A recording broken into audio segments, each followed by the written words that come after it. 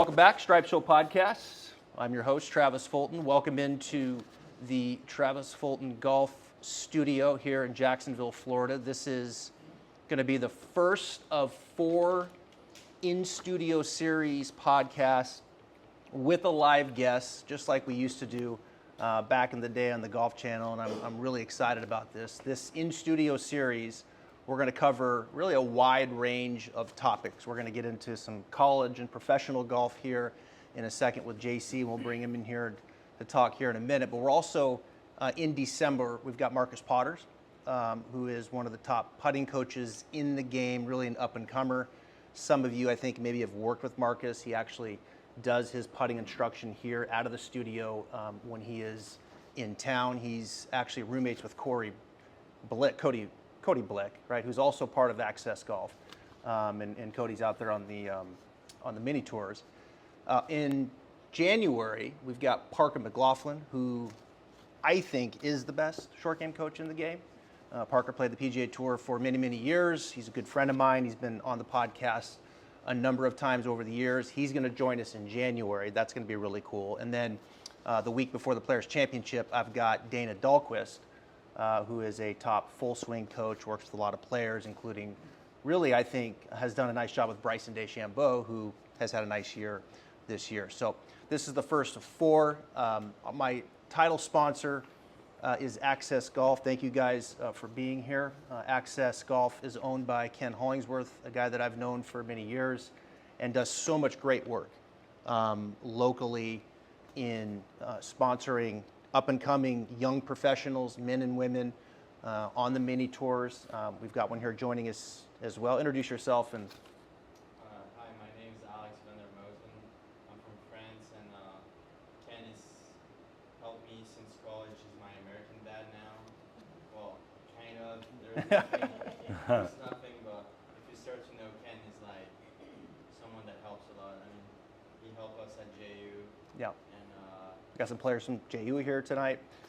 Welcome, guys. Yeah, Ken's great. He owns Access Golf, which is a travel company, but more than that, he sponsors up-and-comers and really helps them financially to go out and play and get their skills right and make it. And currently, you're second stage?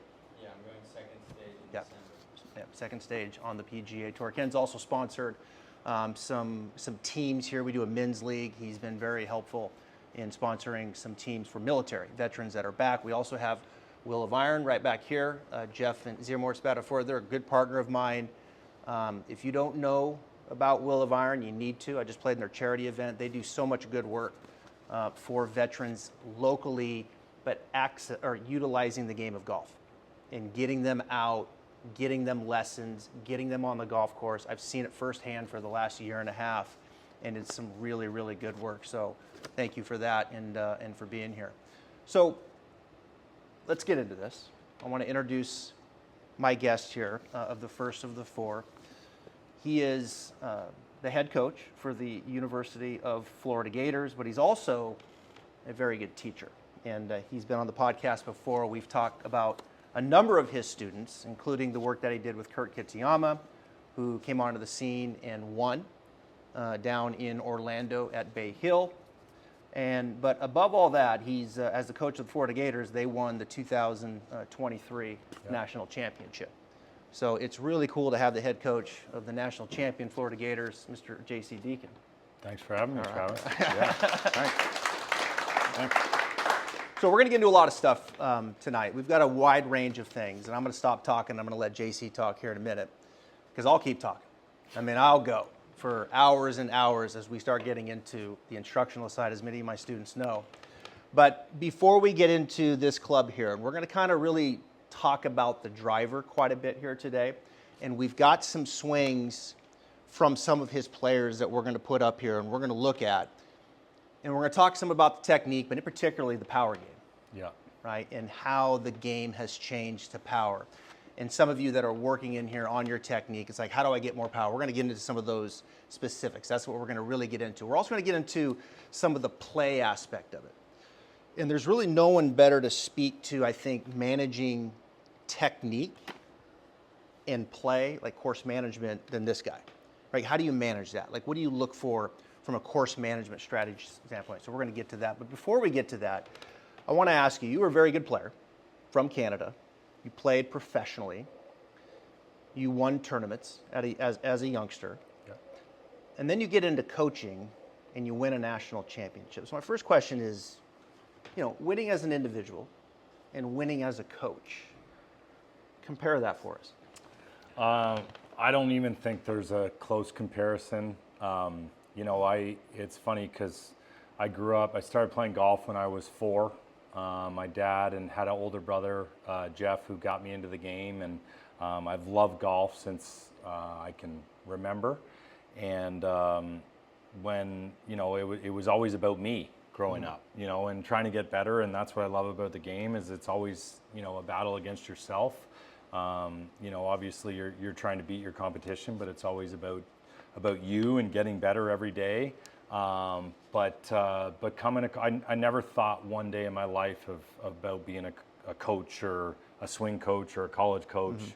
And I was playing the mini tours and certainly wasn't making enough money and had just missed in 2010. I missed second stage by a shot. And if I had one shot better, I would have played Corn Ferry Tour finals.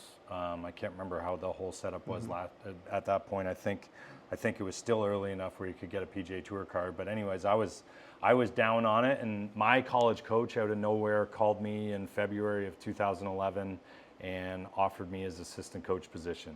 And I told him, I'm like, I don't know what it means to be a coach. Not sure what that looks like. Not sure if I want to do that. But I had a great relationship with him, and so he encouraged me to do it. And I went out there, and probably within 2 weeks of the job, I fell in love with the fact that you could help, kids I was 27 at the time, and these kids are, 18 to 22 years old, and you could help them not make the same mistakes that I made. And that was really exciting for me. And that's what initially made me fall in love with college coaching is, shoot, I did this wrong. I wish I would have done that. Now I can help them, not do those same things. So that was the first thing for me. And then you start building a relationship with them and the recruiting part, and you see the whole kind of process and journey build, and it's really, really exciting to be a part of. What did you look back and you see some young, inspiring players here in the audience, and we have a lot that follow the podcast as well.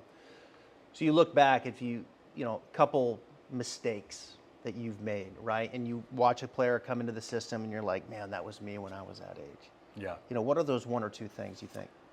So when I was 16, I was one of the top 2 or 3 players in all of Canada as a junior golfer.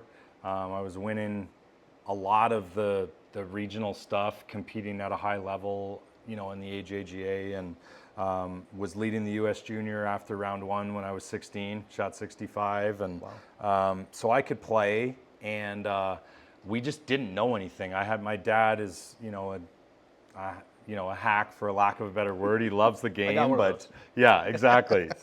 Best guy in the world, and I owe my dad everything, but not a great golfer. But we just didn't know what to do. So I moved when I was 16 years old to Florida from Canada, and got thrust into a very technical kind of situation.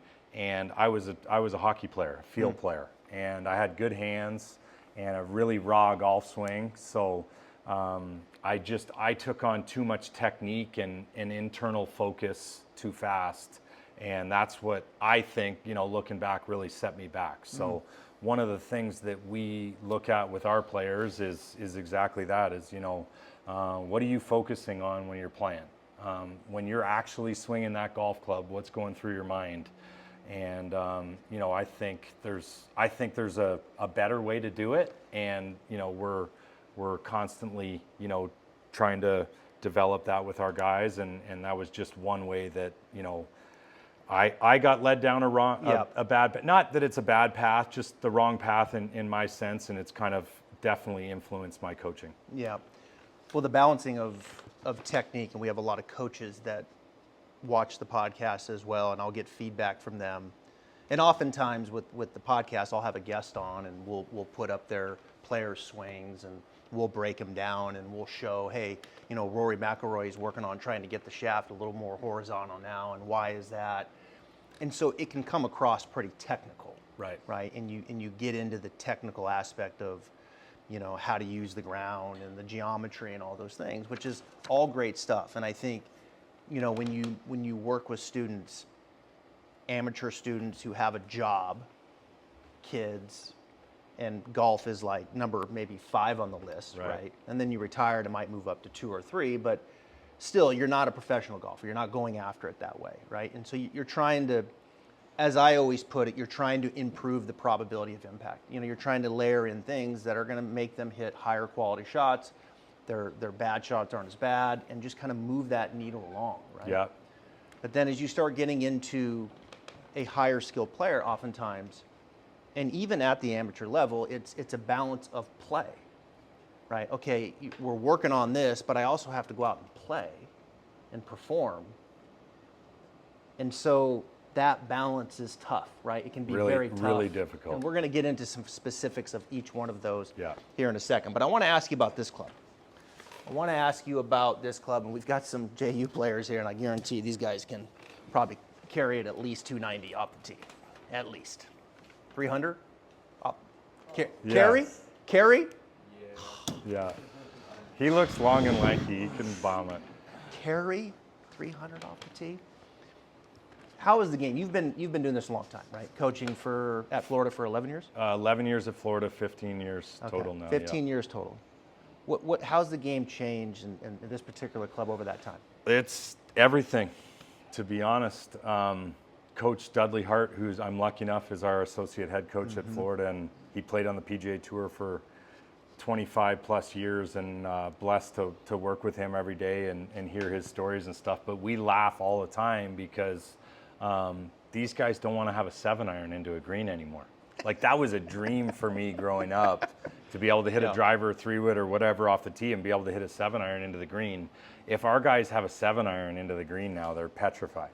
And not because they can't hit it well, it's just why do I not have a wedge in? And it's because of the speed numbers now. And I think, you know, when you look at the PGA Tour points list at the end of the year, a lot of the best drivers, strokes gained wise, are at the top of that list. And, you know, it just continues to be proven year after year. If you can hit it long and straight, you have a sizable advantage over your competition. You know, it's funny, even I think my last year at Golf Channel was 2018, somewhere in there. And we were doing a show, and we were kind of joking about drive for show, putt for dough. And I said, I'd rather be the other way. It's the other way. I said, I'd rather drive for dough Yeah. and putt for show. Yes. I mean, because that's, and I remember we got some kickback and feedback. No. Like, go look at the driving list, total driving, you know, and look at those names, and then go look at the putting list and look at those names and tell me which list you'd want to be on. That's it. And so the game has flipped. And so, you still have to be accurate. You still have to have a short game. You still have to be able to, yeah, I get it. You still got to be able to do all those things. But I do think the distance era is here. We're living in it. And the product is certainly very much a part of that. And I always enjoy, and I want to get into some technique here and look at some swings and get some questions going about this particular club in general. Because, you know, when people come in here, their first question oftentimes is, how do I hit my driver better, right? Like, I can hit every club in my bag, but I can't hit my driver. And I've never met, and I've taught for 25 years, I've never met anybody that can hit every club in their bag except their driver. But oftentimes, that becomes the conversation pretty quickly, and then you look at your swing, and you're like, okay, well, let's grab a 7-iron and develop a little bit, and then we'll work up to the driver. But eventually, you got to get to the driver, and I do like working with students long distance, and we have a lot of people watching long distance that I work with, but also in here and over the years, I like working on the driver, because if I can get them to drive it better, not only hit more fairways, but if I can put 10 to 15 on it, like, Their handicap's going down. it's going fast. down, but the Yeah. lasting power of that in the health of the game Yeah. is far greater than if I can get them to make one more putt, because they're motivated now, Yeah. right? Like, they are fully motivated. Wow, I am busting it off Yeah. the tee. I can't make a putt to save my life, Yeah. but I am busting it off the tee, and like you get excited for that. So when we get into some technique with the driver, and I've got a swing here that I'm going to put up, all right? And I want you guys to watch this because this is a guy, and I'll have you tell the audience who this is, and then we're gonna look at a couple things here and kind of what we can learn from this. Now, we're not going to learn to carry it 300, like that's not our goal, but there are some things here that I think you see the best drivers in the world do, and this guy can drive it pretty darn good. Yeah, so this here is Ian Gilligan. Ian, very luckily, we got Ian to transfer from Long Beach State a couple years ago. So unfortunately, we've only got him for 2 years. Last year, he was an All-American for us right out of the gate. And this year, he's headed towards probably even better. He finished 16th on the PGA Tour last week at the Shriners in Las Vegas. So he's played at the highest level of the game and shown he belongs. But this club is so much fun to watch him hit it. And Ian, my favorite part about Ian Gilligan is he plays the game like a little kid. And I remember, when you're 7, 8, 9, 10 years old, you're always telling your dad or telling your friends, watch this, or I'm going to hit this so hard, or watch this shot. And that's how Ian still plays. He plays with a childlike passion, but Ian's been working with George Genkus, who I'm sure you know. Yeah. Mm-hmm. And George is an unbelievable coach, and I think one of the things that makes George so successful is his attitude and enthusiasm about the game, and he's a perfect match for Ian. How they work together, but we'll see in his swing here. There's so many things that he does great, and there's just not a lot of bad days of ball striking for him. Before we get to that, and George is great. George has been on the pod many times and was actually one of my first guests. I've known him a long time. It's been cool to see his career really take off. He's a wonderful teacher and even better person. But for the audience, and when you look at that setup, to me this is textbook setup. I think the first thing that I would point out is foot flare. And for some of my students in here, when I'll get them to flare their feet. And when you think foot flare, you oftentimes think the front foot, right? Flare the front foot. But I think in general, when you look at his trail foot, I think for most, it's good advice to flare that trail foot a little, and what that can offer in the way of how the hip can work. The other thing is when you talk about ball position with the driver, you'll notice it's not so much the heel, right? Oftentimes, I get this question a lot. With the driver, he's playing it inside the left heel. He doesn't have it forward. And the reason is because his feet are wide. Like these guys get wide. And when they get really wide, really the true checkpoint is really kind of is the shoulder. Like it's really more like getting it off the left shoulder. So when your feet get really wide, it won't be the heel. It'll be just inside the heel. The lowest point of the arc roughly is kind of that left shoulder. And so you'll see kind of there. The other thing, Terry O'Brien, listen, is the club shaft is not forward. Okay, good. The driver is not forward. All right. I mean, you've probably have seen this many times, but with the driver, don't go this way. I mean, get it more neutral, and if anything, the hands can be maybe gently back, and then you can see just kind of the gentle tilt of the spine. To me, this is like so fundamentally sound that for most, if they set up like this with their driver, you're going to have a lot of success. Yeah. Now, let's get into the swing. What are some of the things you like about this big guy's swing? How far do you carry it? Ian can carry it 300 yards for sure. Okay. I think, him and George work a lot on setup for sure. Yeah. He struggled a little bit this fall with his dispersion because the club, I'm not sure in this swing, but the club was getting too long. So this is a newer swing here where they're trying to maintain the same speed but not take it too far past parallel. But my favorite things about Ian is you can see it obviously right there. His shoulder turn is elite. Yeah. he's obviously very flexible and young and can handle that. If I tried to do that now, it would be a rough show. But he's got a huge shoulder turn, really flexible. His width, is tremendous. Look how far his glove hand there is getting away from his, I guess that's his right ear. But I think one of the things that I've talked to Ian about a lot that I know Gigi helped him with is you can see his club face is essentially pretty shut there. And that's helped him a ton.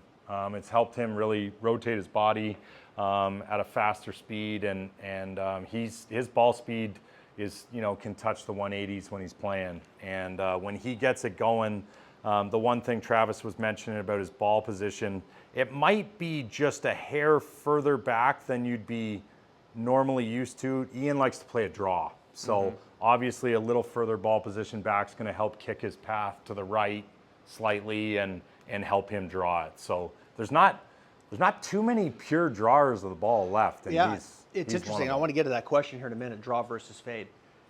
But the one thing that, like, when you look at that, and a lot of people might be looking at that saying, there's no way in hell am I getting that club there, right? And the truth, that is a very true statement for everybody in here. Like to get your hands that far away from your right ear and make that kind of turn with that structure is elite stuff. Yeah. I mean, like, elite stuff. But what you can do, okay, is you can turn your right hip, and what you can do is you can extend your spine. And I'll make this statement in here. I mean, I give a lot of lessons every week in here, and I lengthen more swings out than I shorten up. Okay, and I've heard, and some of you in here, we've worked on it. We've lengthened you out, and I think the notion is the other way, right? It's like we're going to shorten up and we're going to get more compact, but the reality is, we get older and amateur players, we tend to go more, in and down this way, and so we get shorter and shorter and shorter, and the swing gets shrunk. And so when you look at his lower back, what you see there is extension. Extension is this.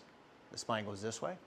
And so when you turn, it's okay to extend. It's okay for your spine to take on some of this movement, as long as you're keeping your orientation. And when you blend that with that trail hip, it makes for a very healthy turn. And so, I think in building this place, and maybe one of the reasons that Gigi's been so successful is he knows how to teach spine angle. 100%. And in spine angle, in the golf swing, is moving. It's not staying still. It doesn't stay constant. It's changing. And one of the things that's happening in the backswing is it's taking on extension. And extension helps lengthen out the swing. And you may not, we're not going to get, I can't even demonstrate. I couldn't do that. We're not going to get that kind of width doing that, but we can lengthen out. And when you talk about where I think power and accuracy come together, I think, some of this right hip and this spine 100%. really adds a lot of value to every club in the bag, but in particularly this guy. Yeah. In particularly this guy. Now, I want to go to the other view, because I want to ask you about this one.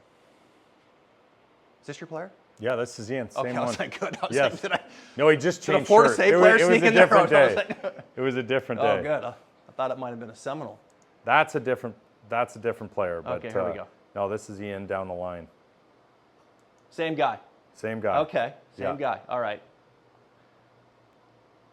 I do want to make one note here with this, because this is the other last thing about the setup with the driver.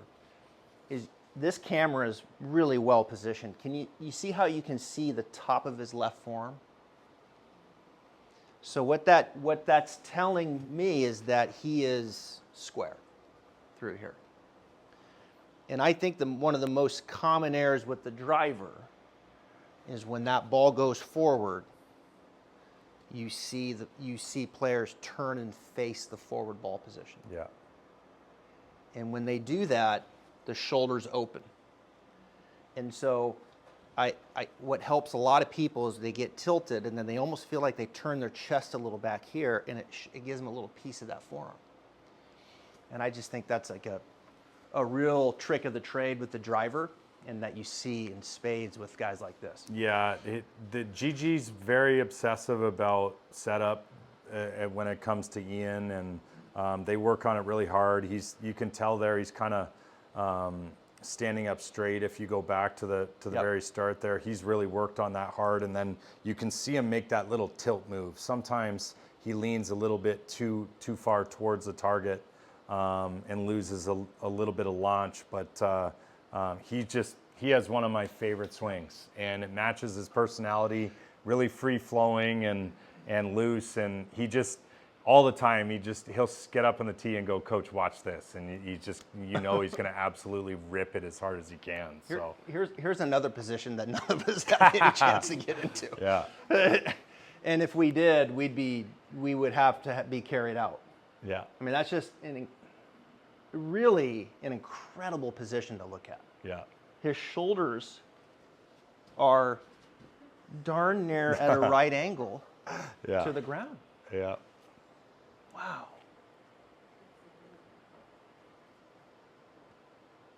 Now, here's the last thing, and then we'll go to the next view here.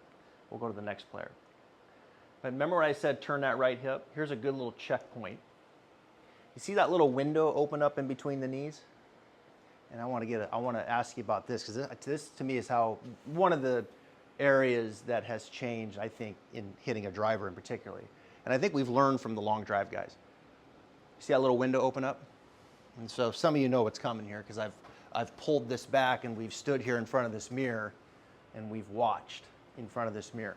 But that little window is that right hip climbing, is that right hip turning and climbing, and it's that knee losing a little flexion and that left knee coming across. See that little window open up? And so, when you don't get that turn and you stay locked out, then you don't get any space. So I would say and I think George would attest to this, we've talked about it before, is that in the last 15 years, I think one of the areas that has changed, and I'm curious to talk to you guys about your swing afterwards, is what's called change of knee flex. Because when I got into teaching 25 years ago, that's not the way it was taught. No. The way it was taught was to turn your upper and to resist with your lower. Keep your right knee flexed. Yeah. Is that when you were younger? I was too, and it was always restricted hip turn, like how much shoulder turn can you get without turning your hips, and it was so bad, like just so bad. Mm-hmm. And we all have to use every aspect of our body and the ground and whatever we can to generate power. Yeah. And obviously when you look at Ian, he's turning away from the target every possible aspect he can within reason, so he can hit it as hard as he possibly can on the way through. Does that make sense to everybody about the trail knee, where it's like, I'm going to make sure I'm standing in front of this, where it's you turn and you're like, okay, I'm going to keep my right knee flexed.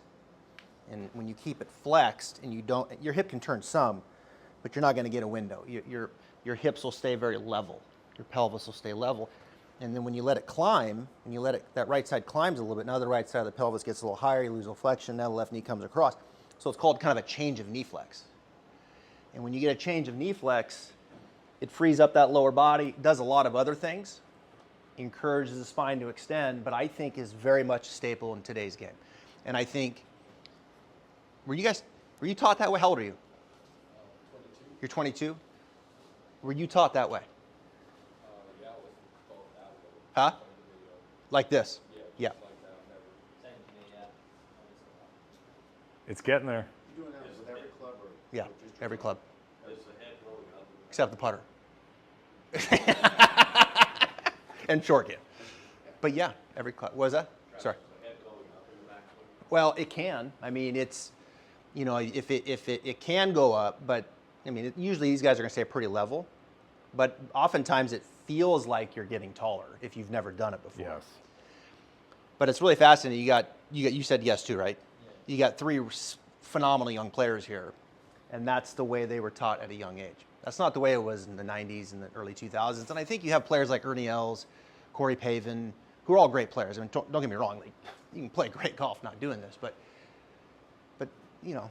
those guys, it's a different swing. A lot. It's a different swing in today's game. Yes, equipment's better, but I can tell you the athlete's better. And I'm just going to say the technique's better too.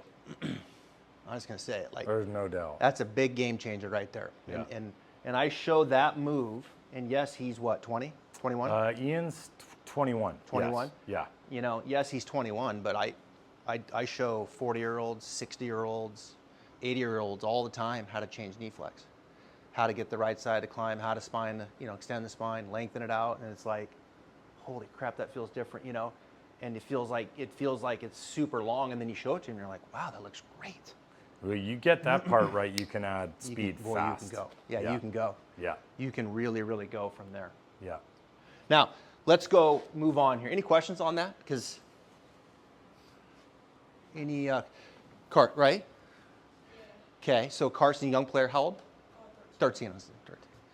So we're starting to get some inclination now. We're starting to get more like less, young, flexible, really good player can resist, his spine can, but we're starting to get a little more inclination and get the glute a little more engaged and how to use the ground a little bit more, right? Perfect.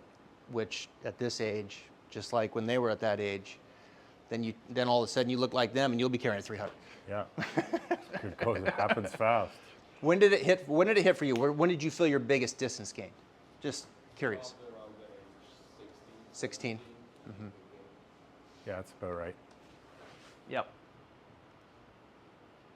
Let's go to. Which one do you want first? Well, I want to go to this one. I'm very biased. Okay, Who's this is a different. So this is Parker Bell. This is Parker. Yeah. Okay. Parker is a junior on our team this year, and very interesting story. I was telling Travis about it earlier. Great player when he was 12, 13, 14, 15, and went into a really rough patch of golf, like a lot of us have throughout the years, and was really struggling with his game. And I connected Parker with Jeff Smith, who Travis knows is a fantastic swing coach out of Memphis, and they started working together when Parker was 16, and now this is a product of, this is 200 mile an hour ball speed right here. He's the longest player I've ever had. He just absolutely hammers it all the way throughout the bag, so you'll see some pretty cool things here. Yeah, you're similar. Yeah. Yeah. Look at that right leg. Really elongated. See how the right side of his pelvis is higher than his left? Like that's what you're after. Way higher. Yeah, that gets that glute engaged, that right glute activated. And there's no bigger muscle in your body than that glute. So that's an awesome, and what's funny is, you can get people to look at that. Now, it's harder to get someone to look like that coming through. Like, that's a little more dynamic and getting someone to open up like that is a little more difficult. It's doable, and you got to have some things in place to get someone to rotate aggressively like that. But I promise you, you can get. I haven't met many that can't look like that right there. I haven't met, no matter the age. You can get there. I want to go to this. I want to go to. Where was that face-on one here? Hold on a second. This one. This is who? So this is Jack Turner. Jack, okay, yeah. Jack's from, his family, mom, Claire and Rich, live in Orlando at Bay Hill now. But Jack grew up in Massachusetts, and luckily for us, moved to Florida to go to an academy. And he's a sophomore on our team, and had a wonderful freshman year. He was an All-American last year as a freshman, and this is a dangerous statement. Dudley always laughs at me about exaggerating too much, but Jack might have my favorite swing that I've ever coached. That's a big statement. It's so simple. It's so productive, and we'll get to a point here post impact of a spot that he gets to that is just elite club face control, and he's gained a lot of speed in the last year and a half. He's turning into a superstar, and if I had to bet my kid's college fund on it, he's probably gonna play on the PGA Tour one day. Like Fred Bionde, who has now got his card. Yeah, well, Fred got his Korn Ferry Tour card right out of PGA Tour Right. University, and he was a 2-time first-team All-American at Florida, had a great career, and actually went through a little bit of a struggle on the Korn Ferry Tour this year. So Freddie's back to the grind, but he will be on the PGA Tour one day. I'd bet on it. So here's what that change of knee flex looks from the other view. And you could kind of anticipate how you would see the space, right? Like how dynamic that right hip looks, and notice the left knee coming across. I mean, these are all things that, again, all of us can do. And I want to lead to this because we were talking about this. When you climb the right side and the spine extends, what it does is it creates now this angle and this orientation where your weight shift can move not only left, but it can kind of move down into the ground. And it's called like the pitcher's mound effect. Like if you think about it, like a pitcher's mound, if I'm on the pitcher's mound, I can fall down the mound. I can use that, right? So when the right side climbs and you extend, see now I've created that pitcher's mound where I can kind of fall left. Right? Now it's not quite as severe as a pitcher's mound, but Right. but you get the sense that I can kind of climb and then fall. And to me, when I look at this, like, when you want to talk about falling left, you want to talk about falling left and turning. I mean, this is, see that? And that's, and I know he's falling because he's got his belt buckle and his chin are neutral. So he's still kind of stacked. Here's the opposite of a fall. Watch this. This is not as powerful. That's called a bump. Right? A bump, see my pelvis is over there, but my spine's back here. You've lost touch with the ground. Right? It's almost like throwing the ball and then step, kind of Right. thing. It's like where this you're stepping and then going, where he's still stacked up. So it's a different kind of dynamic. And when you talk about using the ground, which is heard a lot on TV, like this is more the definitive part of it. This is how you use the ground. This is, you create a pitcher's mound and then now you can fall into the ground. Yeah. And when you fall into the ground, what's the ground going to tell you to do from there? Push up. Push back off. So he's falling into the ground, and then now when the jets hit, now it's like, okay, it's go time. Watch this left leg. Now he's going to push back up. So that's the energy. That's the energy of the ground, is climb and then fall, and then it's like back up again. Golf swing. Jack's not a huge guy.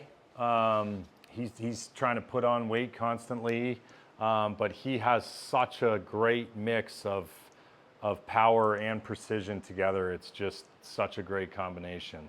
So that this is him down the line here. Not bad. What's funny from this view is that I think everybody can achieve what you're looking at from this view.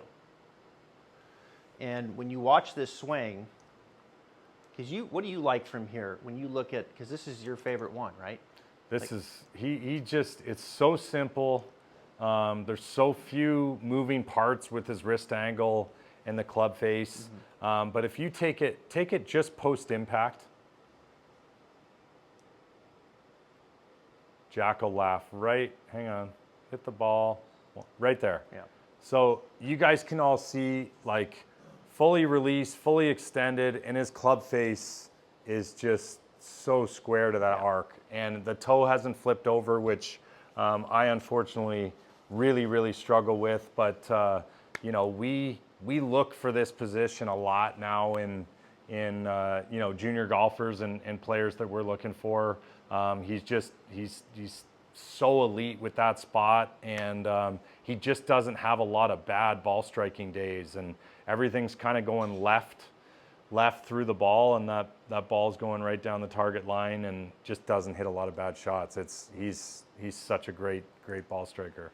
Here's where the other area of like modern teaching I think has progressed. And I'm curious to get these thoughts. Halfway back, angle that club face. Everyone see the club face? Changed a lot. See the toe? Yeah. It's like this. Was that at all when you guys like get the face here or here? Here, yeah. And I got taught to have that toe Yeah. wide open. Yeah, a little more open. We Yeah. know it's open now. Yeah. So I think, the rotation of the face to there, see the toe? That was, for years and years, it was kind of rotate the face, toe up, rotate the face this way. Good for short game. Very good, yeah.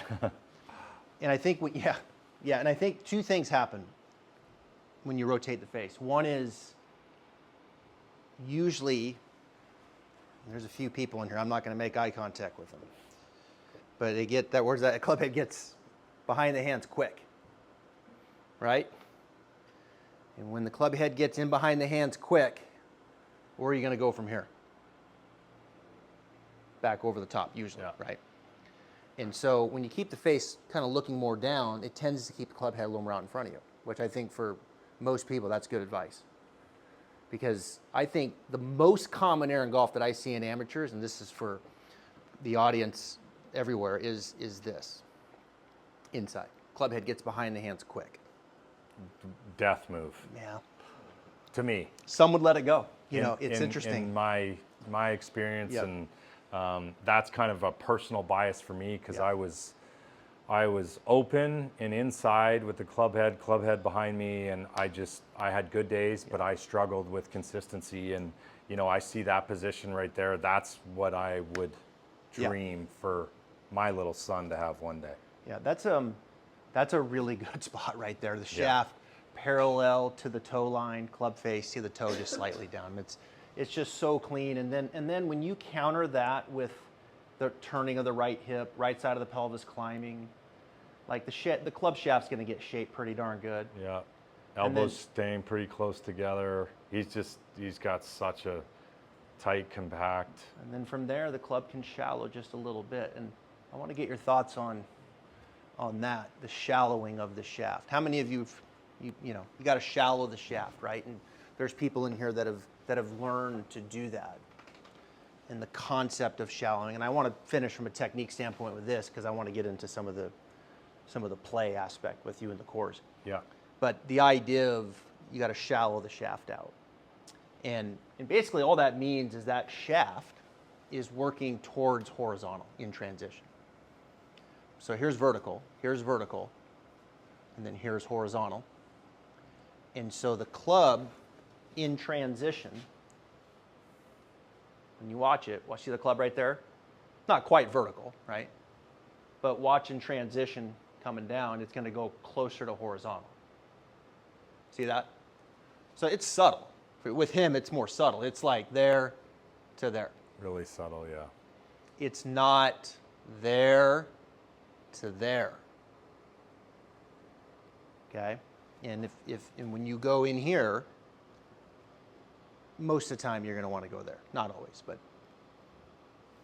And so you don't get that shallowing of the shaft, right? Yeah, I think, I'm really lucky because, most of the players that show up on our doorstep are already really, really good players. Yeah.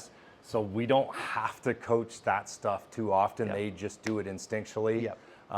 But yeah, I would completely agree with you. Most of the great players that we see just kind of do that naturally and don't have to think too much of it. But if you're going the other way and coming over top of it, that's where I think it makes it really tough to be consistent. Yeah. So I think the takeaways from a technique and for the audience to think about is that, okay, where we've got the driver set up and then we've kind of got the idea of, all right, I'm going to be kind of there and I'm going to turn my right hip, change the knee flex. Well, you've really, you've got things pretty well structured at that point to where when then you do change direction, that shaft then wants to go there. And I think the greatest example of that, sticking with George, is Matthew Wolff. Nobody has the shaft more vertical than Matthew Wolff. In fact, it's the other way. Yeah. But when you really think about it, right, if you wanted to shallow the shaft, don't you have to from there? or you never hit it, right? So it's like, how am I going to get that? Like, am I going to do that? So I got to go like that. Yeah. And so what you see mainly in today's game is you see the club stay there with the face square, right side climbs, and then change direction as they fall left. Now the shaft shallows a little. And it doesn't have to be a dramatic amount, but the shaft does. Yeah, Matt Wolf was obviously drastic, but talk about drivers of the golf ball. He played 2 years at Oklahoma State, and we played against them a ton those couple years, and that's some of the best driving I've ever seen. Yeah. It was so long and so straight and so violent. It was amazing to watch. Matt could really drive it. It's interesting. Some of the biggest shallowers are the straightest drivers. Yeah, I mean, Sergio's another one. Sergio, Victor Hovland is another. Yeah. You know, Victor Hovland can hit it through a thimble off the tee. Chair back in there. And that guy, I don't think anybody shallows it more than Victor Hovland. And again, you can see that on TV. So anyway, I love his golf swing. those are some things that take. Any questions on that before we finish up with? I want to talk a little course management here and strategy. But any thoughts on some of the driver stuff there? I know some of you are shaking your head like, yeah, that's what I'm working on, and kind of reinforcing. But sometimes when you use swings, it's like, man, why is he using a 21-year-old? I'm never going to be that. Well, yeah, you can have pieces of that. Yeah. You can have pieces of that. You're not going to do it at that speed, but you can change knee flex. You can have your right side of your pelvis higher. You can extend your spine. You can get the face square. You can shallow the shaft a little. And as you learn those pieces and put it together, man, the ceiling just goes higher and higher. That's good advice. Yep. The greatest change of knee flex are long drive guys. Just watch them. I mean, it is unbelievable how up they take that thing and then fall and just do their thing. Murder it. Those guys are amazing. All right. So let's finish with this. Let's talk a little strategy in play. One of the things you talk about with your players is bogey avoidance. Yep. For a lot of us, bogey avoidance applies, but sometimes it can be double bogey avoidance, right? Yep. It's like, don't make the big number. Cruising along, playing pretty good, but every time I make 2 doubles or 3 doubles or whatever, right? How do you talk through that? What are some of the areas to look at from a strategy standpoint? Yeah, I mean, it's probably the biggest difference maker on our level. These guys would know, every Division I golfer, for the most part, that's starting in their lineup can make, 3, 4, 5, 6, 7 birdies around. That would happen a lot in your junior career. And it's, how do you make those count? How do you make 7 birdies, 1 bogey, 6 birdies, no bogeys, where you can have those low rounds? And probably more importantly is the day that you make 2 birdies, how can you make 1 birdie or none so that you shoot under par or even? And there's obviously a million different things that go into this, but I think probably decision making is number one. And I was guilty of it, and pretty much every player that we ever have show up on our campus, you grow up aiming at a flag. And that's what you're taught, and that's the name of the game, and that's where you're trying to get the ball. But you start playing the golf courses that we play. We played Sahali, Olympia Fields, Muirfield, and Eagle Point this fall. 4 incredibly difficult golf courses with firm, fast greens. So you start short-siding yourself on courses like that. It's just going to make it really, really hard to get it up and down. So we are constantly on our guys about decision making. Okay, where do I have to put the ball off the tee to put it in the right spot into the green where I can, if I miss the green, I can get it up and down. And if I hit the green, I've got an easier 2-putt. And then, you've got to develop a wedge game where if you're driving it well enough and you get a wedge in, you can stuff it. And we talk about that a lot. We want to build a wedge game where there's no pin that's off limits with our wedges. And, the best part of building a wedge game is if you drive it poorly, you can always lay it up to a wedge and get that up and down and save par. So there's a lot that goes into saving shots, but, we still have a redshirt freshman on our team right now, Rylan Shim. We're still trying to figure out his puzzle of not making double bogeys. He had way too many of them this fall, and He's making the birdies and the eagles, and the offense is there, but he's still got to figure out, just lack of focus, emotional control, all those little things that go into it. Do you think, so let's talk off the tee for a second. One shot. So like you have a fade or a draw, right? How often are they like, I'm going to fade it here, draw it here? Is it mainly like we have one curve, we're hitting that 95% of the time, and then if I have to, I'll go the other way? Or is it? I am a huge believer in that. That's what I've seen in 15 years of coaching of the best players, is they have one shot off the tee that they're great at. Fade, draw, low, high, whatever it happens to be. I think when you start playing in a lot of wind, it gets tricky. And yeah, you probably want to have a shot that you can work into the wind. Maybe with a 3-wood, for faders, it's always a little easier to draw it with a 3-wood because you got a little more loft on the club. So I always want to be able to work it, but I think probably a 90% rule's pretty good, where you're hitting that same shot 90% of the time, and you just got to own it. And you look at those three guys there, Parker probably moves the ball around a little bit more, but Ian's trying to hit the same shot, that little draw, 90% of the time, and same with Jack. He swings so good, everything's straight, so that makes it easy. So I think for like all of us too, like off the tee, we think, all right, the one thing I would ask is when I'm cruising, what does the ball do, right? Like for me, it's like it dies right. And I can turn it right to left, but then I get bigger misses and the whole thing. But I think we have a shot off the tee and we hit that, and then we ask ourselves, okay, when I miss it, where does it go? Like, what is that big miss?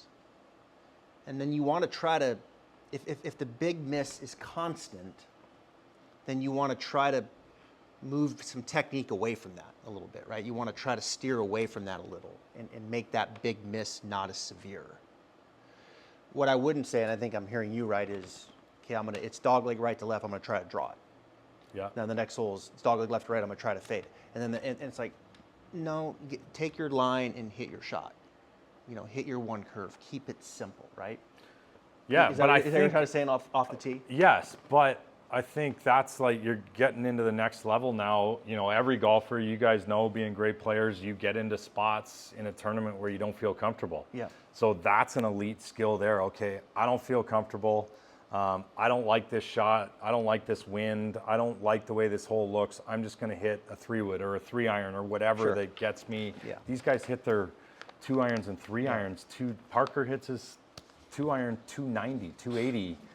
So he doesn't have to hit drive. You don't always have to force drivers. So it's time to put it down. That's it. Irons into greens. Green, when to go versus when not to go. Strategy now, okay?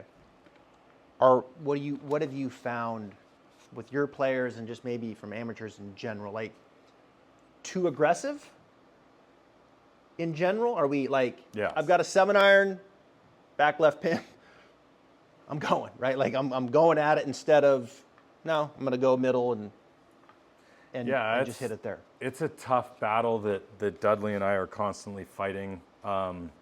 Two of the best players I've ever had, Ricky Castillo, who just got his PGA Tour card on the Corn Ferry Tour this year. He'll be playing out there full-time next year. He was probably the most conservative player I've ever had in 15 years of coaching. And when you say conservative, like middle, like he's not going flag hunting. So Ricky, like, great understanding of who he was. He believes in his mind he's the best lag putter in the entire world. Oh, wow. So if he's not feeling right or a shot doesn't look right or a scenario's not, he just, coach, get me on the green and I'll 2-putt it. And he was amazing at that. It could be a pitching wedge that my eye said was an easy shot and looked simple. And he's like, nah, I'm just going to hit it to 20 feet and, hopefully I'll make the putt. And you just continually stack the risk on your side, and taking risk out of the game, it pays. He just makes less bogeys. And Sam Horsfield was another one. He just, he's a great player on Live, playing on the Majestics and making lots of money doing it, which is awesome. Really, really proud of him. The Majestics. Live Tour? Are we not allowed to talk about that? All right. Never heard of that other. Okay. I got to be open to Yeah, everything. yeah. As long as my guys are successful and making money, I'm happy. This coach is happy. But Sam was another one, great putter, but he could just know when to not be aggressive and when to back off and take a pass on a shot and get the ball on the green and get out of there with a par. I think that's such a great skill for elite players. How many have ever played rounds of golf where you aim at the center of the green every time? No matter what? Never? They would all improve Look their at 'em, score immediately. Everybody's like, turn around, like, you looking at me? Right? It's maybe not as much fun, but No. you would improve your score so fast. It is interesting when you start wanting to eliminate double bogeys. You usually, I mean, look, technique plays into that, bad swings, we know that. But from a strategy standpoint, I think in general, it's been seen and proven. Like we're just very aggressive, right? Like we're aggressive off the tee. We're aggressive into greens. We're aggressive into greens in flag hunting, and it's interesting. And it just I've done it lately when I play. Just aim at the center of the green. Like okay, I got a 9-iron. Like no. Okay, 20 feet, just like Ricky. Yeah. 20 feet, and then okay, then go from there. Yeah. It does take stress off. It's interesting. It does teach you some stuff. It does teach you some discipline in its own way to be a little more conservative. Well, you're aiming at a much bigger target. Aiming at a much bigger target. And so I think you learn from that. And then there is times, right, when you are more skilled that, okay, there's no pin that we can't go out with a wedge. We can go at them with wedges, right? And maybe a 9 or an 8. But you're standing there with a 5-iron, you're like, back right pin, and it's like, I'm going to carve that thing in there. And it's like, geez, what? Just, no, aim it left center of the green, and then, we'll go from there.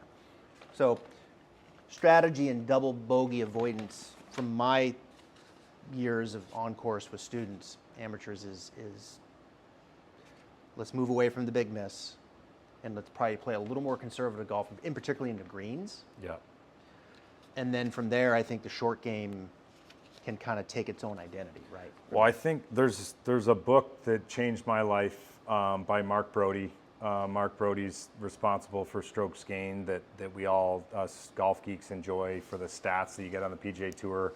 And Mark wrote a book called Every Shot Counts. And it talks about strokes gained and exactly how that's calculated. And I'd encourage anyone to read that. It definitely changed my coaching career and the way I look at strategy and the way I look at golf. And a lot of our guys that, you look at Hideki Matsuyama does it all the time. He'll hit a 200-yard shot to 15 feet and he's got one hand off the club and looks unhappy.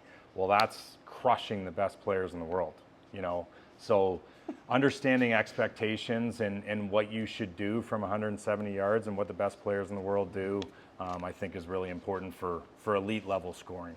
Yeah, and I think it's a good point just from an expectation level. Yes, perfect word. Yes. And like the one thing I've noticed with amateur players is when you expect this, and if that's out of alignment with what we see from the best players, but also out of alignment with how much time they put into it, when that gap's big, frustration usually kicks in pretty quick. You get pissed.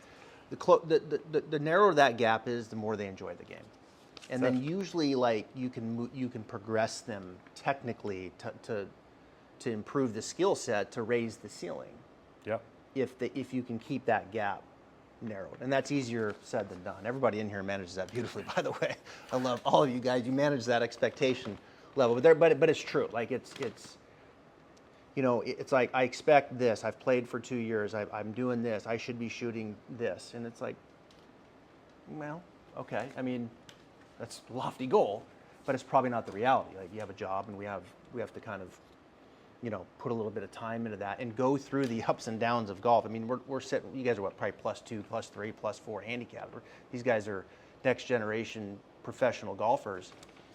And I'll ask you, what's the lowest round you've shot? 61. Give me your last 10 rounds, just in general, scores. 71, 72,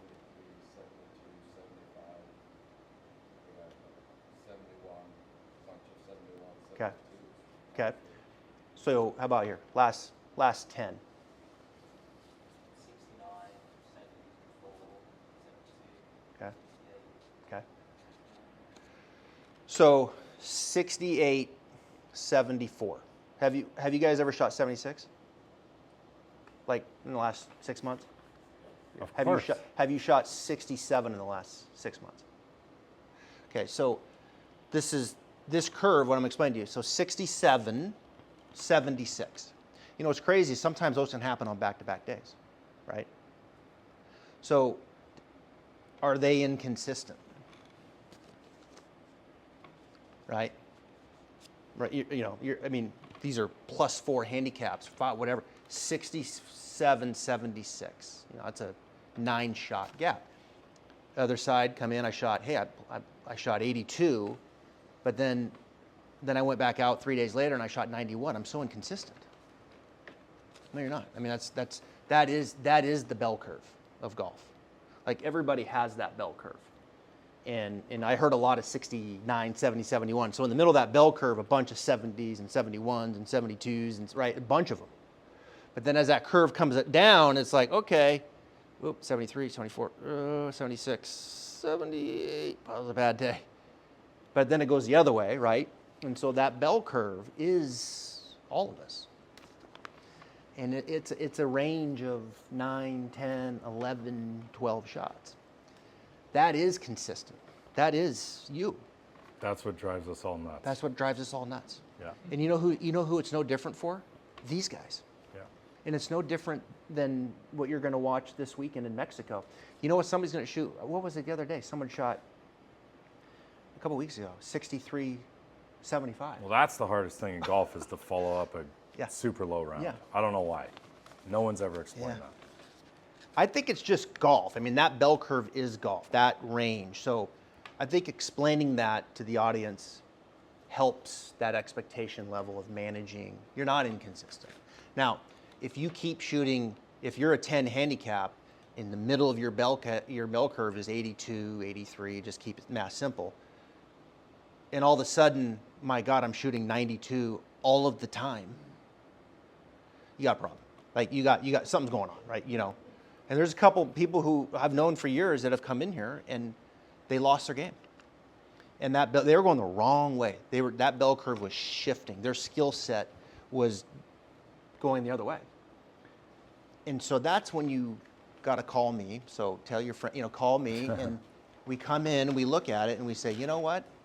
Here's what we need to do to start shifting the bell curve back the other way. And sometimes it's putting, sometimes it's short game. Sometimes it's full swing, sometimes it's all, but whatever. All of that is job security, right? Yeah. It's like, thank God that bell curve goes the other way sometimes. Low scores help everything. And so, but you've got to, usually have to rearrange some things from a technical standpoint to start moving the bell curve the other way. But the point being is that range, you're not inconsistent. Don't beat yourself up. You're not inconsistent, right? I'm sure you guys internally go through that, don't you? I mean, God, it's like I just shot 65 yesterday and I shot 74th in the world, right? I mean, we're all in it together. Yep. I mean, it's like we're all in it together. Last I checked, Jordan Spieth, lost his game. You had one of these guys.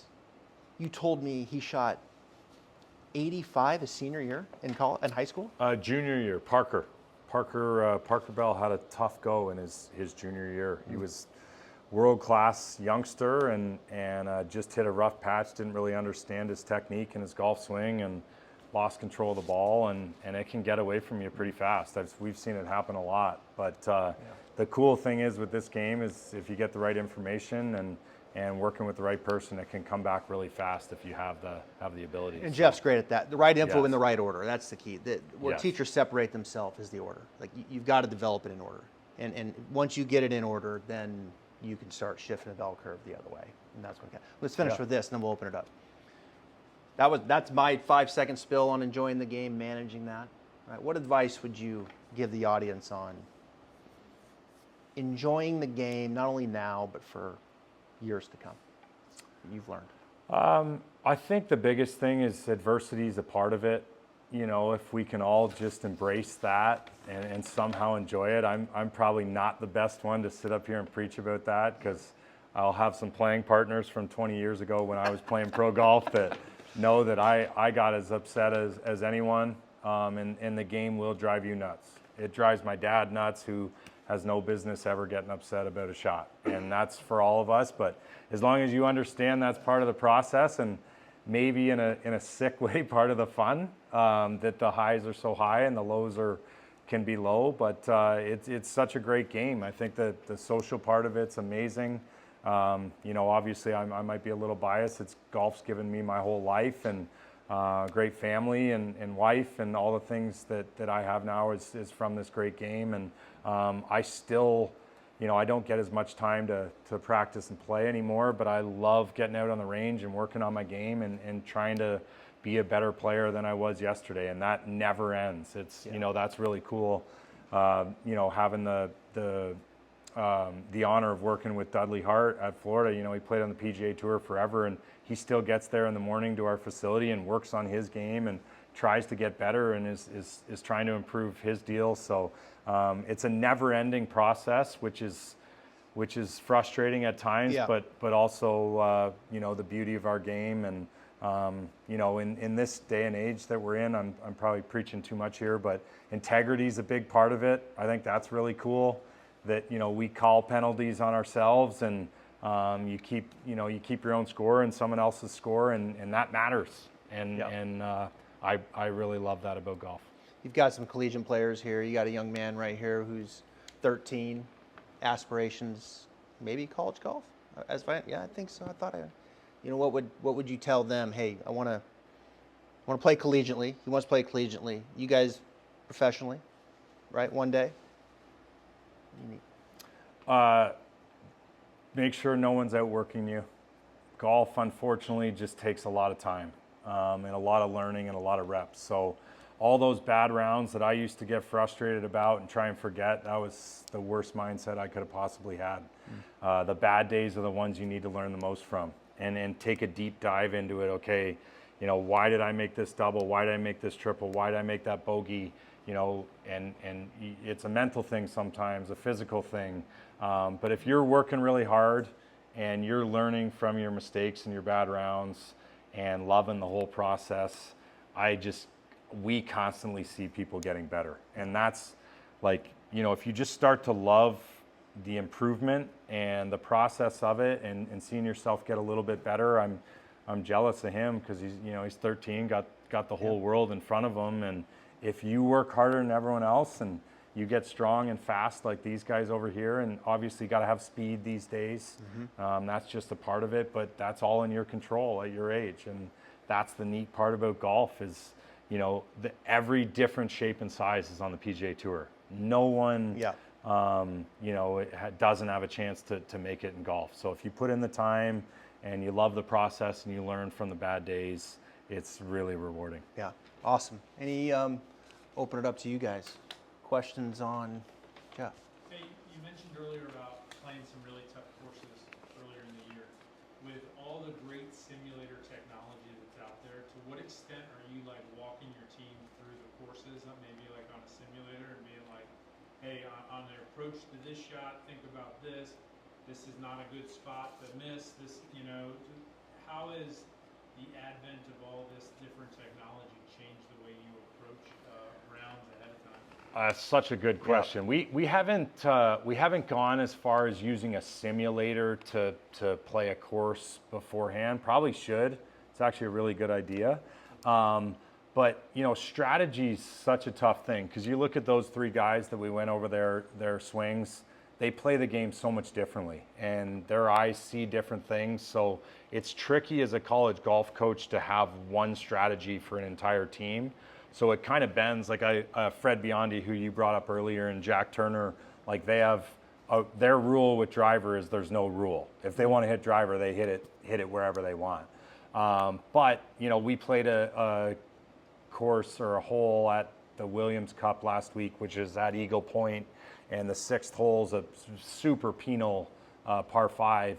And it was maybe the first time in my entire coaching career there was no driver, no 3-wood allowed. We were just going to play it this way as a team. They all committed to it, and we had a really, really successful week doing it. So we probably, Dudley and I, we were both players at times and want the guys to have their own process and freedom in developing and putting a game plan together. But it was really successful last week. So I think, it's kind of given us some ideas going forward of, when we see some danger areas, maybe it's a little bit more upon us to point those things out and steer our guys clear of that.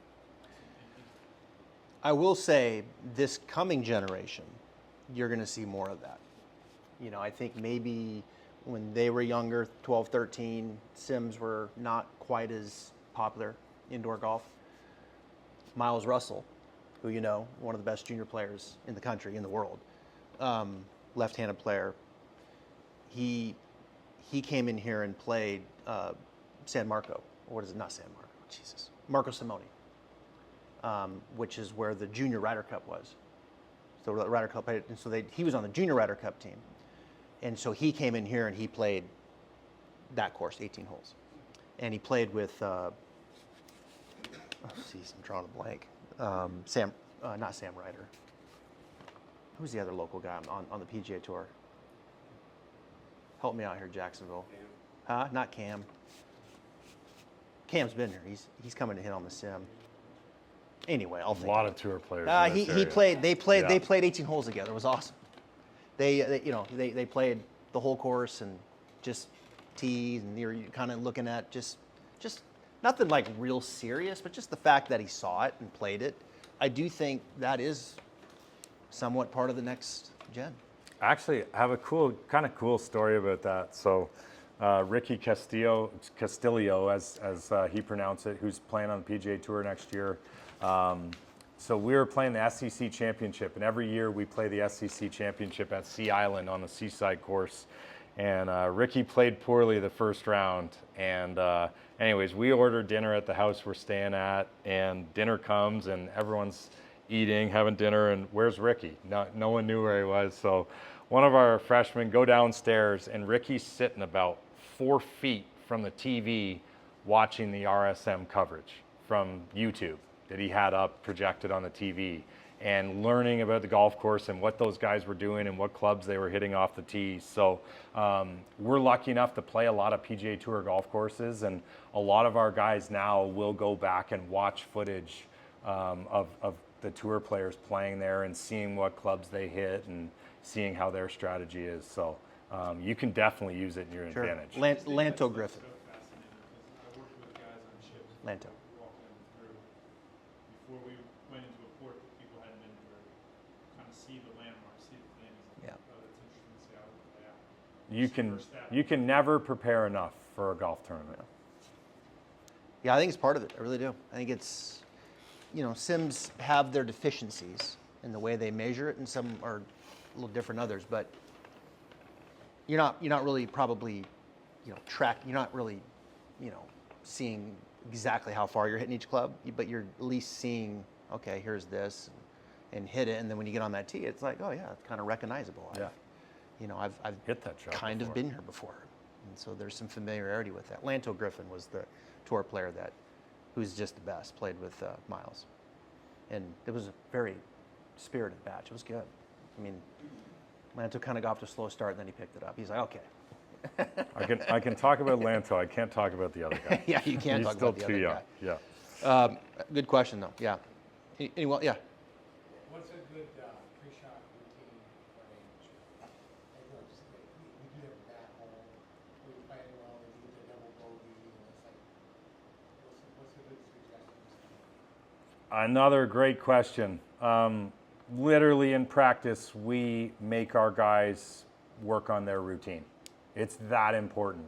And Dudley's, I keep talking about Dudley, but he's so smart and had a great career on the PGA Tour for that long. And one of the things that Dr. Bob Rotella taught him early in his career was about his routine. And I always thought it was important. I picked it up off Tiger Woods. You watch Tiger forever, throughout all these years. You watch footage from the U.S. Amateur when he was winning those back in the late 90s to playing on the PGA Tour in 15. His routine's the same. And so having a great routine that you can rely on, that's the exact same every time. So our guys will be going through their routine and we'll time it, and we want it to be within half a second every single time. That's putting, chipping, all of it. And it's different for everyone. Some guys like to look at the target 3-4 times. You know, Tiger looks at it twice. You know, that's all personal, but you've got to build a routine because it's really, you asked a phenomenal question about development and getting better and being in the present. You can make a double bogey, but if you get up to that next tee and you can say to yourself, all right, I'm just going to go through my routine perfectly and execute the shot with full commitment, that's all you can do. Wow. And that helps you forget about what just happened 10 or 15 minutes earlier that, you know, obviously hurts. You know, it hurts when you make double and no one wants to go through that. But if you can get up to that next shot and fully commit to your routine and your target, gives you the best chance to hit a good shot. Within half a second. That's what would be our ultimate goal. Wow. That's Yes. from like the moment they walk in to the moment they pull the trigger. Yeah, so whatever, we'll establish what the trigger of the start of your routine is. We'll start the clock, and we want it to be within half a second. So we'll make the guys go through 5 or 6 shots, time each one of them, and they should all be right there, kind of in the 8 to 18 second range, depending on. That's good advice. That's really good Oh, advice. if you can build, I'd watch, if I was a young golfer, I always used to look at Tiger Woods' swing and his power and was enamored by that. I would go back and look at his routine and copy that and try and build a perfect routine like Tiger Woods. I know his dad obsessively coached him on that. You can just tell. And it is as good as anyone that's ever played the game. And you're working on that on the range, not the course. In practice, we Right are there putting on our the guys range. through it. They think we're crazy. No, I for mean sure. But look, how many practice a routine on the range and simulate the shot and go through rather than next one. Almost no one. Next one. So yeah, playing as if you're hitting balls as if you're on the course, right? And training. That's that what, routine. like, you think about football or basketball. Claude Harmon, who's a great friend of mine, he talks about this all the time and compares golf to other sports. Like football, when you scrimmage, you're going through exactly what's going to happen in the game on Saturday or Sunday. We don't do that in golf. Yeah. We just sit on the range and you hit 1,000,000 balls or chip 1,000,000 balls or take 6 balls and putt them on the green. If you can take time to actually practice what you're going to face the next day or in that tournament, it can give you a lot of peace of mind, in my opinion. It's good stuff. When it comes to practice time, especially in college, you have to have a limited amount of time to play. Yeah. When it comes to practice time, putting, short game, full swing, what's the allocation? Another really good question. So we get 20 hours a week with our guys, and all of the time that we have dedicated just to practice, like range, short game practice, we've tried to identify the things that they don't do on their own time. Everyone loves going to the range and ripping drivers as hard as they can. They'll sit there and hit 7 irons for 3 hours straight, but they don't work on their pitching. They don't work enough on their chipping. They don't work enough on their bunker play. They don't work enough on their lag putting. So those are all that in those 20 hours, we spend a lot of time on all the things that they don't work on their own. So for my peace of mind, when, I know when we're going to a tournament, if our guys are really efficient in these areas, we don't have to hit the ball perfectly to be really competitive. Every time the Florida Gators go and play, I'm pretty we'll still have our bad tournaments at times, but we don't have to play our best to be competitive. And that's, I think, because we're spending so much time on those areas of the game that a lot of people don't focus on. What would you say to the amateur? It's kind of, it's specific to each person, but I mean, you put a college golfer out on the range, they're gonna, especially around a group of guys on a team, they're gonna rip drivers at full speed. So I know they're gonna do that on their own time. I don't have to make them do it on our time. But are they gonna go through a TrackMan wedge test? Are they gonna go through a ladder test going through yardages at 5-yard increments? Are they gonna go through their routine? Are they gonna pick spots chipping to, and pick different clubs and change variables? That's the stuff they probably won't do. At least when I started coaching, watching them practice, that's what they didn't do on their own time. So we just started to implement all the things that we thought that they were lacking, that are kind of the lowest hanging fruit, and you make them work really hard on that. And we've seen some results really, really quickly. But I think, just to elaborate that to the amateur, maybe, I think, if you had, time is of the essence, right? Like, how much time do we have? And if you have, where you're spending a couple days at the golf course a week, or 2 or 3, then, you might have a play day or 2 play days, and then you might have, 1 practice day. And you just have a practice day where you can spend an hour, hour and a half, and, maybe you split it up into thirds. You have your ball striking, and then you have your short game, and then you have your putting. And you give each one some assist, you give each one some time. But there is moments where it's like we have weaknesses and we need to spend more time on the weakness, right? It's like, my driver's killing me. I need to get rid of the slice. Okay, well, maybe we need to spend more time on the driver and get that right. But then it's like, okay, it's nice, you're hitting it better, and then, okay, but don't neglect the other parts of your game. And so I think I always say, look, play once, practice once before you come back. If you can play once and you can practice once before you come back, that'd be great. Yeah. Now, if you can do that twice, great. But you got to have some time on the range where you're thinking about what we did. Yeah. At least. Now, if you can do that on the course and have some value, that's great. But you got to be able to take the score out for a moment and just focus on what you've learned and try to develop that.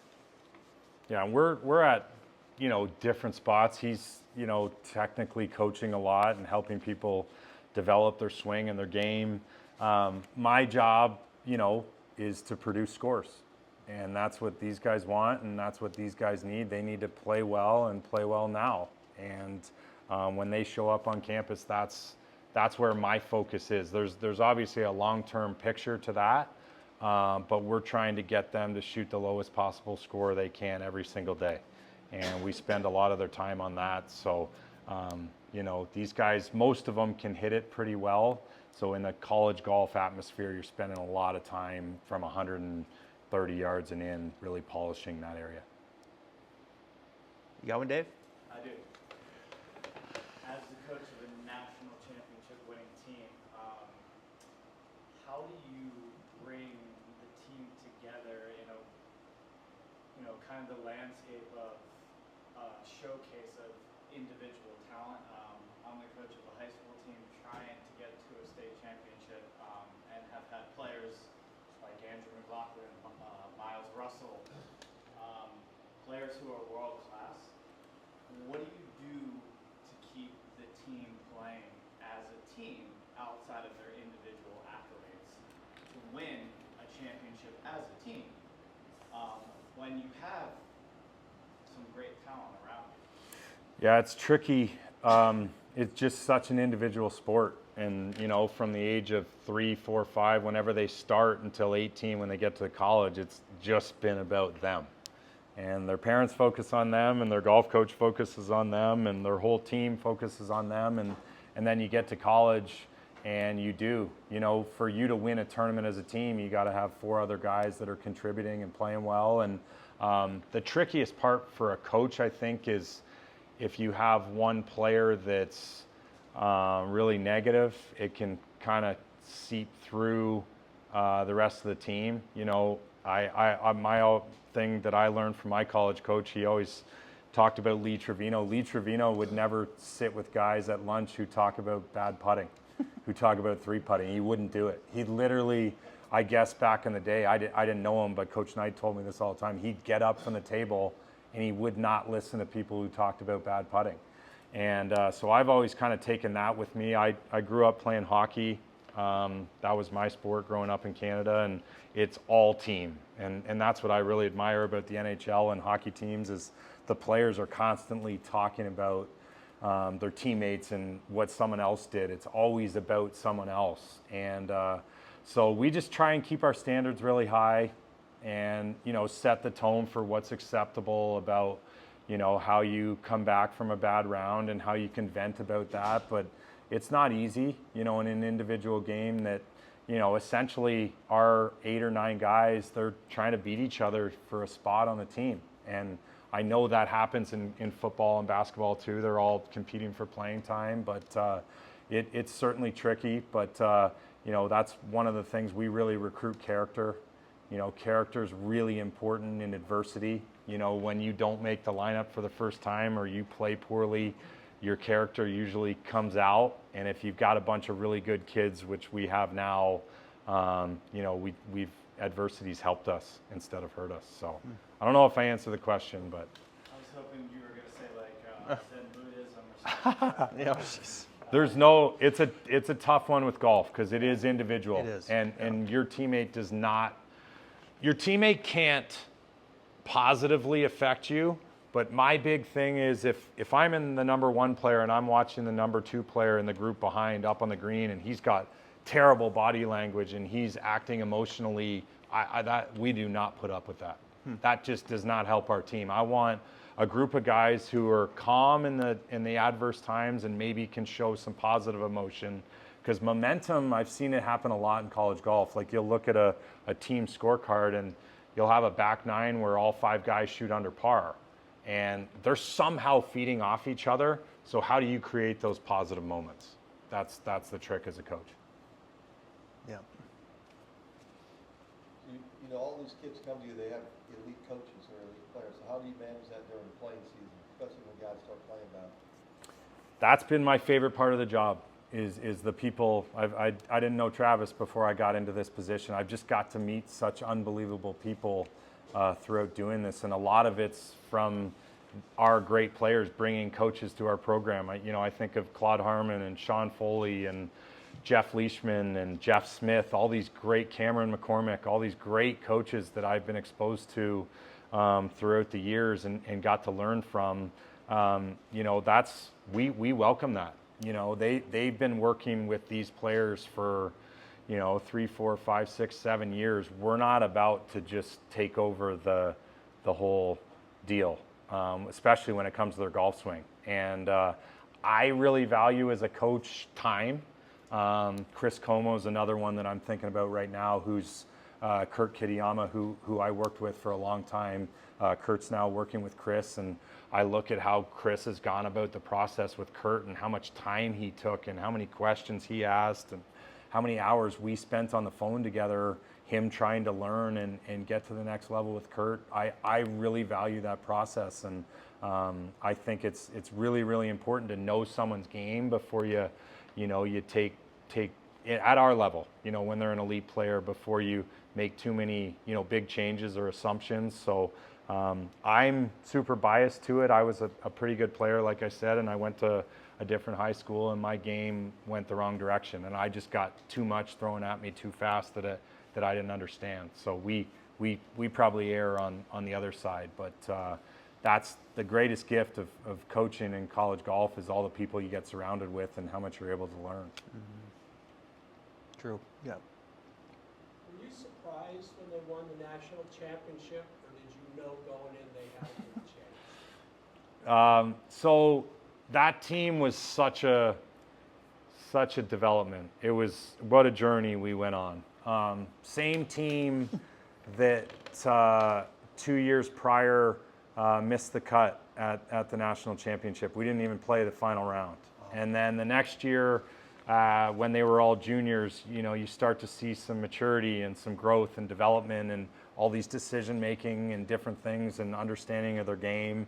I think Dudley and I got better at coaching and learned some things about the Arizona golf and the heat and firm greens, and we made some adjustments and we finished 10th the next year.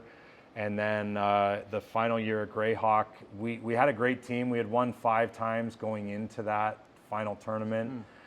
We had some superstars. I mean, Fred Biondi and Ricky and Yushin Lin were 3 of the best players in all of college golf. I think they were all in the top 10 of that PGA Tour U.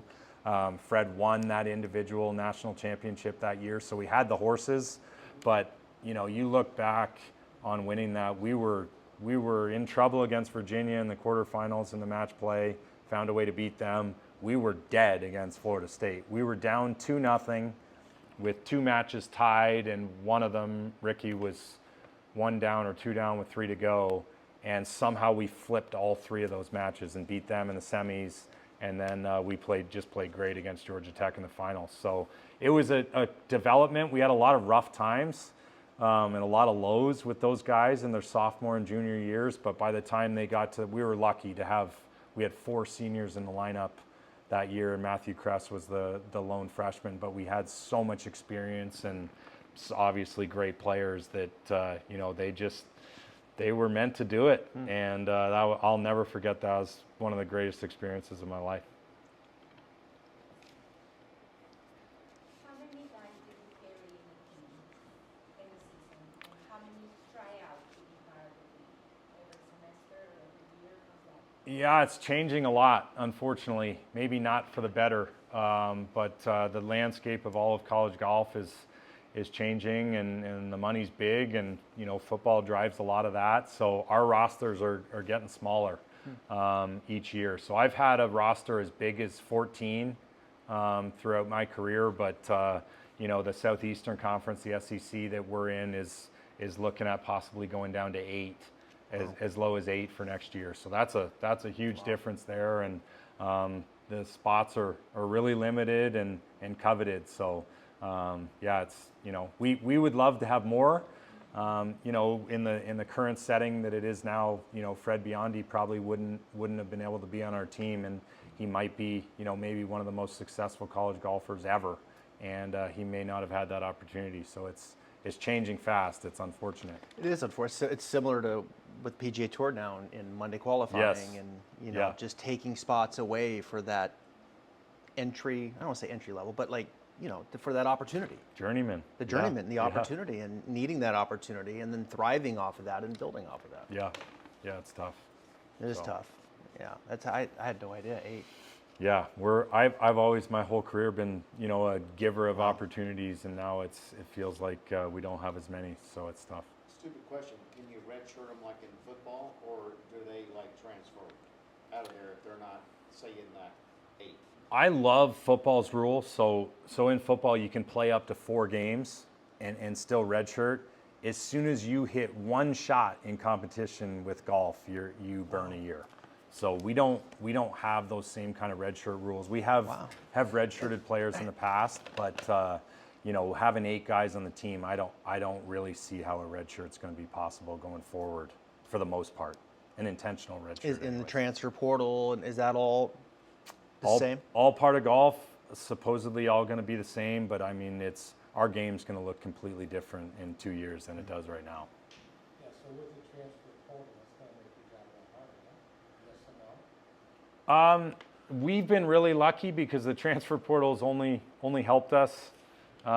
We've gotten, you know, Ian Gilligan, who we talked about earlier, who works with George. He was a transfer from Long Beach and been one of the best players in the country for last year and this year for us. And, you know, we won a national championship with Yushin Lin, who transferred from USC. So we've hit some home runs in the transfer portal, but yeah, I'm still trying to figure it all out, and kind of, it's just when you only have 8 guys or 9 guys going forward, it's going to be really hard to keep a spot open, you know, just because, you know, we started this fall with 9 and had a couple injuries, and all of a sudden you're down to 6 or 7, and you barely have enough guys to field the team. So a lot of adjustments coming up for sure.